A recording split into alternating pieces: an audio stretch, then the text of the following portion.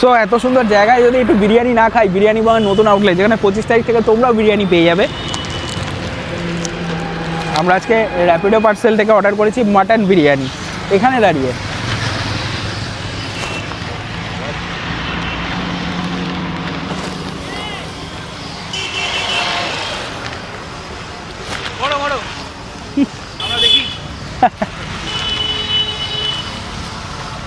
এই রয়েছে বিরিয়ানি, আমি তোমাদের দেখাই ক্লোজার।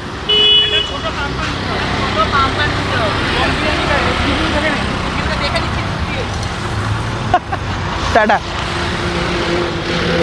অলরাইট, আমরা একটু বিরিয়ানিটা ফার্স্টে এখান থেকেই ট্রাই করি।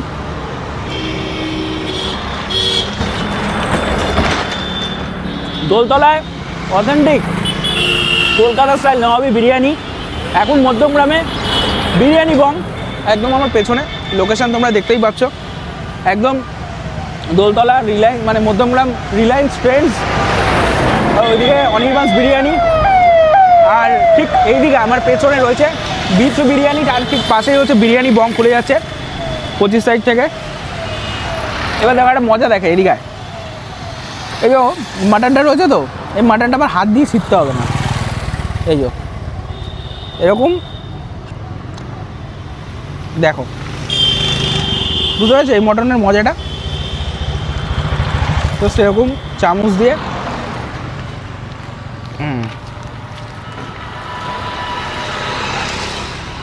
পুরো ছেড়ে আসছে, একটু রেওয়াজির পিস আছে, জাস্ট চামচ দিয়ে মাটনটা ছেড়ে আসছে। এই মাটনের মজাই এটা।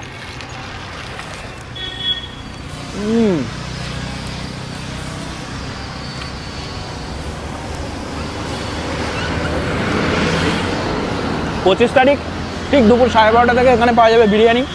দোলতলাতে তো পাওয়া যাচ্ছিলই, আর খুব শীঘ্রই আরও একটা লোকেশনে আসবে। আপাতত আমরা বিরিয়ানিটা এনজয় করি। 25 তারিখ দেখা হচ্ছে সবার সঙ্গে। আমরা দুপুরবেলা 12:30 থেকে এখানেই থাকবো। পিকু এখানে বিরিয়ানি ট্রাই করছে। অ্যাকচুয়ালি এই বিরিয়ানির কোয়ালিটিটা এরকম কেউ কন্ট্রোল করতে পারে না। বিরিয়ানির প্যাকেজিং দেখতে পাচ্ছ, মোস্ট হাইজিন মেনটেন করে যদি মধ্যমগ্রামের বুকে কেউ বিরিয়ানি প্যাকেজ করে, সেটা হচ্ছে বিরিয়ানি বং। ডিমটা অবধি একটা আলাদা কন্টেনারে দেয়। তবে ডিমটা কী করে বিরিয়ানির মধ্যে দেয়, এটা পুরো আলাদা দেয়, এটা আলাদা দেয়। ওই স্যালাডও আলাদা দেয়। স্যালাডটা কত সুন্দর প্যাকেজিং দেখুন। তাহলে ভাবো স্যালাডটাও এরকম আলাদা দেয়। শুধুমাত্র আমার মনে হয় না কলকাতা কেউ দেয় এরকম কন্টেনার দেবে, ইকো ফ্রেন্ডলি কন্টেনার। আর মাটন বিরিয়ানি, ওফ রেওয়াজির পিস পুরো, মানে পিকনিক করতে এসছি ভাই।